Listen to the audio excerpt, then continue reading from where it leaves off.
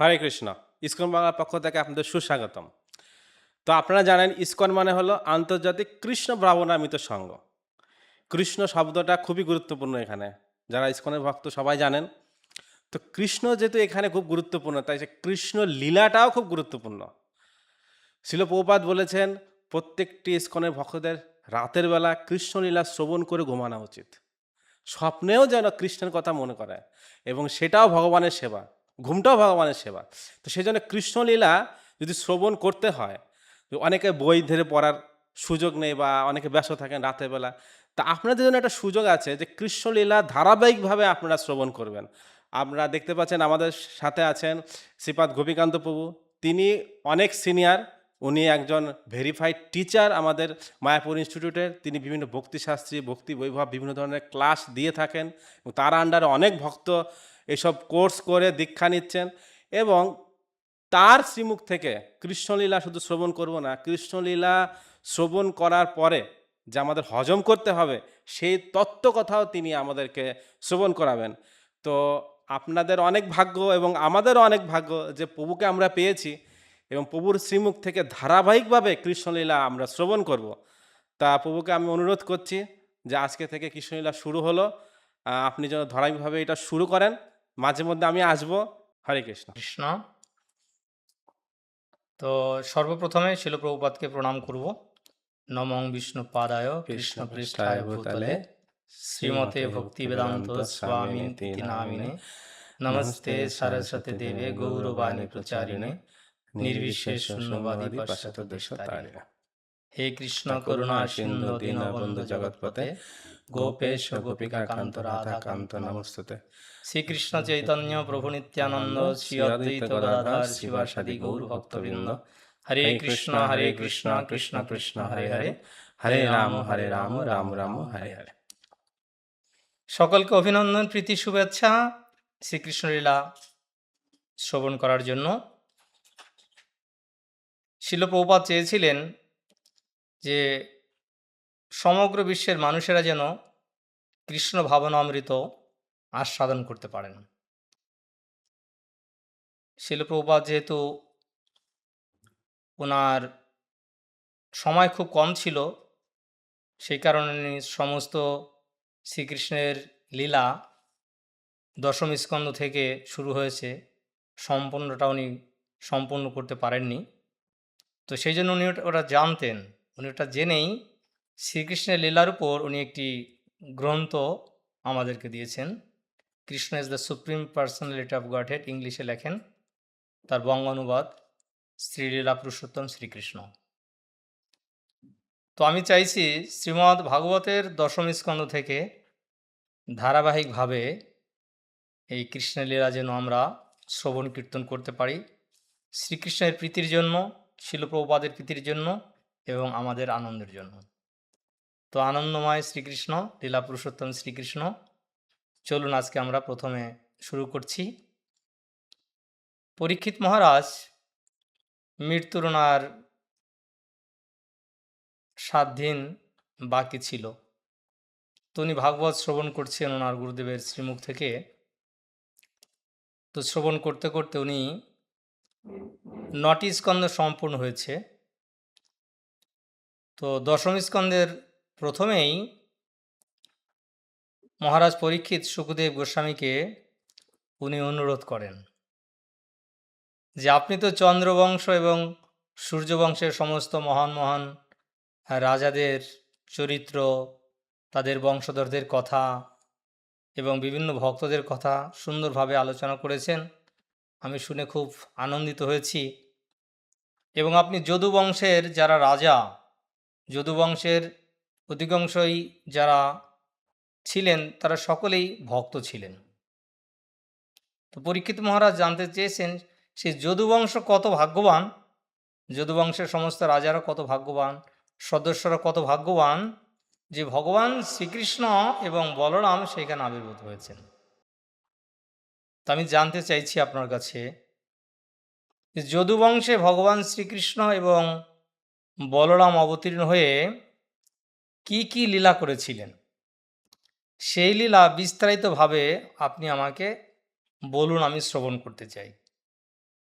এখান থেকে আমরা একটি পয়েন্ট আমরা জানতে পারি বা বুঝতে পারি, একটি শিক্ষণীয় ব্যাপার আমরা প্রভুপাদ বলেছেন যে একজন রাজা, একজন মহান ভক্ত এবং যার মৃত্যুর মাত্র 7 দিন বাকি, তিনি কৃষ্ণলীলা শ্রবণ করার তার কত আকাঙ্ক্ষা।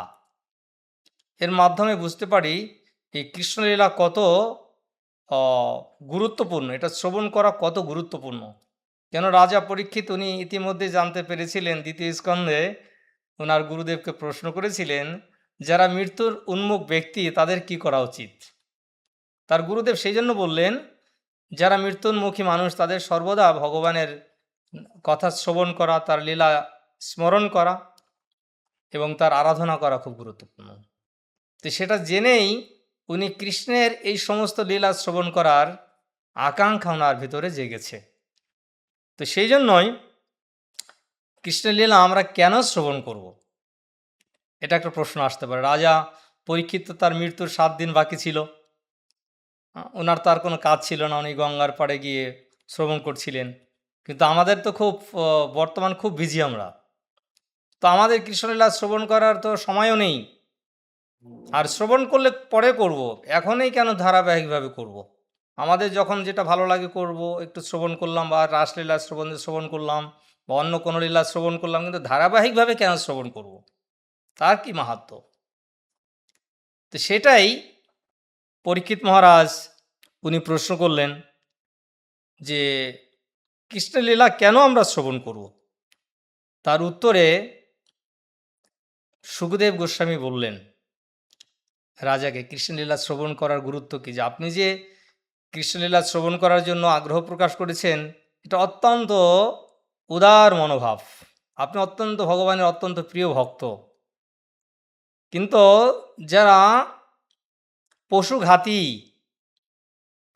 বা আত্মঘাতী, এখানে প্রভুপাদ তাৎপর্যে লিখেছেন এবং শাস্ত্রে বলা হয়েছে পশু বলতে আত্মাকে বোঝায় আর পশু বলতে পশুকে বোঝায়।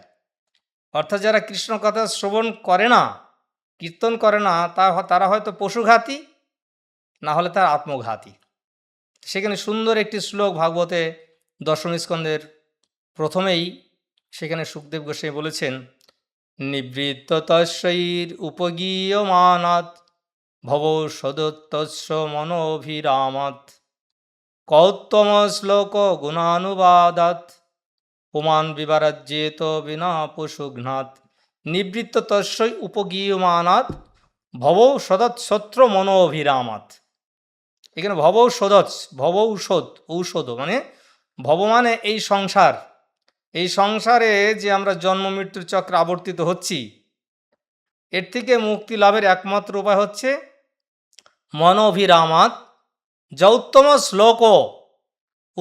শ্লোক। ভগবান শ্রীকৃষ্ণের একটি নাম হচ্ছে উত্তম শ্লোক, অর্থাৎ উত্তম শ্লোকের মাধ্যমে স্তবের মাধ্যমে ভগবানের মহিমা কীর্তন করা হয়, ভগবানের বন্দনা করা হয়। যেরকম ব্রহ্মা তিনি উত্তম শ্লোকের দ্বারা ভগবানের মহিমা কীর্তন করেছেন।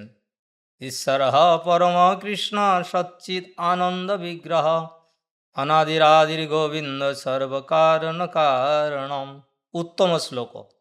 তো এখানে বলছে নিবৃত্ত তস্যৈ উপগীয়মানাৎ ভবৌ সত্র মনোভিরামাৎ। তো ভগবানের কথা শ্রবণ করলে মনোভিরামাৎ, রাম কথাটির অর্থ হচ্ছে আনন্দ। রমন্তে যোগিনমন্তে সত্যানন্দে চিদাত্মনি ইতি রাম পদে নাশ পরম ব্রহ্ম অভিধীয়তে। এই জন্য ভগবানের একটি নাম হচ্ছে রাম, বলরাম, যিনি রমতে ইতি রাম, যিনি রমণ করেন, যিনি আনন্দ আস্বাদন করেন এবং তার ভক্তকে সমস্ত জীবকে আনন্দ দান করেন, তাই তার নাম হচ্ছে রাম। তাই নিবৃত্তি তস্যের উপগীয়মানাৎ ভবৌ সদত্তস্য মন অভিরামাৎ, মনকে আনন্দ প্রদান করে। আর কি হয়? ভবৌ সদ, এই ভব সমুদ্রের জন্ম মৃত্যু জরাবেধির এই ভবরোগ থেকে নিবৃত্তির একমাত্র ঔষধ হচ্ছে ভগবানের লীলা কথা শ্রবণ। এই জন্য উনি সুখদেব গোস্বামীকে অনুরোধ করলেন আপনি ভগবানের লীলা কথা শ্রবণ করুন। কেননা পরীক্ষিত মহারাজ জানতেন আমার মৃত্যুর মাত্র 7 দিন বাকি, এখন যদি আমি ভগবানের কথা শ্রবণ করতে করতে আমি দেহত্যাগ করি, তাহলে ভগবদ্গীতায় ভগবান নিজেই বলেছেন, ভগবান তো সেটা নিজেই বলেছেন কি, অন্তকালে চমামেব স্মরণ মুক্তা কলেবরম য প্রয়াতি সমদ্ভাবং ইয়াতি নস্তত্র সংশয়। অতএব পরীক্ষিত মহারাজ তো ভগবানের শুদ্ধ ভক্ত, তিনি কি এটা জানেন না? তিনি জানতেন বলেই তিনি ভগবানের লীলা কথা শ্রবণ করে করেই উনি দেহত্যাগ করতে চেয়েছিলেন। কিন্তু তার আগে একটি কথা প্রভুপাদ বলেছেন এবং শাস্ত্রে বলেছেন যে সরাসরি ভগবানের লীলা কথা শ্রবণ করার আগে শ্রবণ করার একটা ফাউন্ডেশন তৈরি করতে হয়। যেমন সাপোজ ধরুন একটা বিল্ডিং আমরা তৈরি করব, একটা প্ল্যাটফর্ম তৈরি করতে একটা স্ট্রং ফাউন্ডেশন দরকার। তো যারা আমাদের মতো নবীন ভক্ত, যদি সরাসরি আমরা কৃষ্ণের কথা শ্রবণ করতে যে আমরা বুঝবো না, সেজন্য আমি যখন কৃষ্ণের কথা বলবো, শিল প্রভুপাদ আমাদেরকে যেভাবে গাইডলাইন দিয়েছেন, ইসকন জিবিসি, ইসকন গুরু বর্গ, ইসকন বৈষ্ণববৃন্দ আমাদের যেভাবে গাইডলাইন দিয়েছেন, যেন আমরা এই লীলার সঙ্গে সঙ্গে এই লীলার আসলে যে ব্যাকগ্রাউন্ড কি, ফিলোসফি কি, সেটাও যেন আমরা জানি। এই কারণেই পরীক্ষিত মহারাজ উনি সুখদেব গোস্বামীকে অনুরোধ করলেন যে ভব সদত্যস্র মনো অভিরামাত কৌত্তম শ্লোক গুণানুবাদাত পুমান বিরাজ্যত বিনা পশুঘ্নাথ। অতএব ভগবানের কথা শ্রবণ না করলে আমাদের এই মনুষ্য জন্ম কি হবে? তাই বলা হচ্ছে জানিয়া শুনিয়া বিষ খাইন। এই কারণে ভগবানের লীলা কথা শ্রবণের খুব গুরুত্ব রয়েছে। সেই জন্য পরীক্ষিত মহারাজ যদি তার সময় কম ছিল, তবু তিনি ভগবানের লীলা কথা শ্রবণ করার জন্য তার গুরুদেব সুখদেব গোস্বামীকে অনুরোধ করেন। আর সুখদেব গোস্বামী তখন পরীক্ষিত মহারাজকে এই লীলা কথা উনি বর্ণনা করতে যাবেন। তো শ্রীকৃষ্ণের যে লীলা, এটা তো অসীম। তো অসীম কীরকম, যদি আমি একটু আপনাদেরকে বর্ণনা করতে যাই, যে ভাগবতের এই কয়টি স্কন্দ? 12টি স্কন্দ। 12টি স্কন্দের মধ্যে এই দশম স্কন্দেতে রয়েছে 90টি অধ্যায়। বৃন্দাবন এবং মথুরায় যে লীলা হয়েছে কৃষ্ণের, সেখানে 40টি অধ্যায় তা বর্ণনা আছে। এবং দ্বারকায় শ্রীকৃষ্ণের যে লীলা হয়েছে তা 50টি অধ্যায় বর্ণনা করা হয়েছে। তো এইভাবে যদি ধীরে ধীরে আমরা শ্রবণ করতে থাকি, তাহলে আমাদের খুব ভালো লাগবে। তো তখন পরীক্ষিত মহারাজ বললেন যে শ্রীকৃষ্ণের চরণ কমল রূপ নৌকায় আশ্রয় করে আমার পিতামহগণ, অর্থাৎ পরীক্ষিতের পিতামহগণ হচ্ছেন অর্জুন, যুধিষ্ঠির, ভীম, অর্জুন, নকুল, সহদেব, তারা কুরুক্ষেত্র রূপ যে মহাযুদ্ধ, মহাসংগ্রাম, সেখানে মহান মহান যোদ্ধারা ছিলেন, ভীষ্ম আদি মহান মহান রথী মহারথীরা ছিলেন। তো সেখানে পাণ্ডবেরা এবং তাদের সৈন্য ছিল খুবই নগণ্য। কিন্তু পরীক্ষিত মহারাজ বলছেন যে আমার পিতামহগণ এই ভগবানের শ্রী চরণ কমল আশ্রয় গ্রহণ করার ফলে সেই মহাসমুদ্র তাদের কাছে গোষ্পদ তুল্য হয়ে গেছে। যেমন একটি বাছুরের পায়ের আঘাতে মাটিতে যখন একটু সামান্য গর্ত হয় আর সেখানে জল জমে থাকে, সেই সামান্য একটু জল সেটা পার হতে কোনো চেষ্টা করতে হয় না।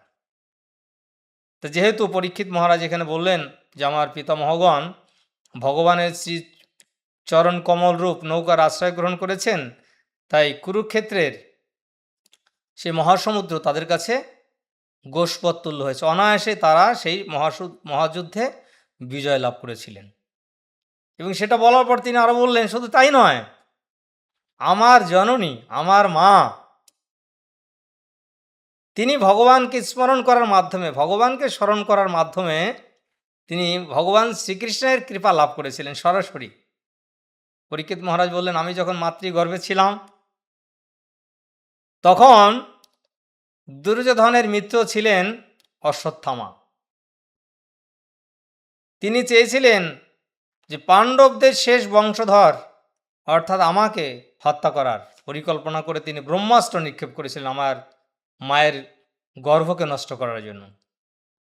কিন্তু আমার মা ভগবানের স্মরণ করার মাধ্যমে, ভগবানকে প্রার্থনা করার মাধ্যমে তিনি যখন তার শরণ গ্রহণ করলেন, তখন ভগবান শ্রীকৃষ্ণ তিনি আমার মায়ের গর্ভে প্রবেশ করে সুদর্শন চক্রের মাধ্যমে তিনি কি করলেন, আমার মায়ের গর্ভে আমাকে তিনি রক্ষা করেছিলেন।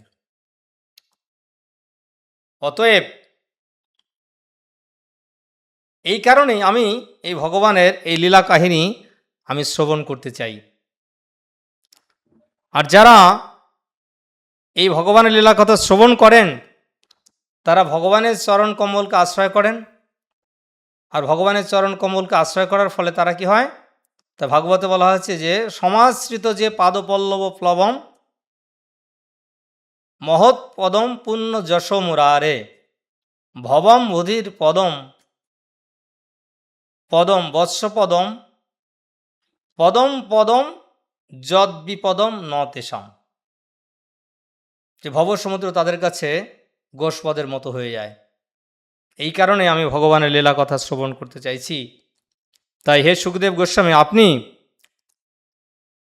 ইতিমধ্যেই বর্ণনা করেছেন যে ভগবান শ্রীকৃষ্ণ তার প্রথম প্রকাশ শঙ্কর্ষণ অনন্তদেব বলদেব তিনি দেবকীর পুত্ররূপে আবির্ভূত হয়েছেন এবং তারপরে তিনি দেবকীর পুত্র থেকে রোহিণীর গর্ভে স্থানান্তরিত হয়েছেন। তা আমার প্রশ্ন হচ্ছে, কোনো একজন ব্যক্তি যদি দেহত্যাগ না করেন, তো দেহত্যাগ করার পরেই একজন ব্যক্তি আর এক গর্ভে অন্য মায়ের গর্ভে জন্মগ্রহণ করতে পারে। এখানে বলদেব বা শঙ্কর্ষণ তিনি দেহান্তর না হওয়া সত্ত্বেও কিভাবে তিনি দেবকীর গর্ভ থেকে রোহিণীর গর্ভে তিনি স্থানান্তরিত হলেন, এই প্রশ্নের উত্তর আপনি দেবেন। তো আপনারা শ্রবণ করতে থাকুন। এর পরবর্তীতে এই প্রশ্নের উত্তর সুখদেব গোস্বামী প্রদান করবেন। হরে কৃষ্ণ। হরে কৃষ্ণ।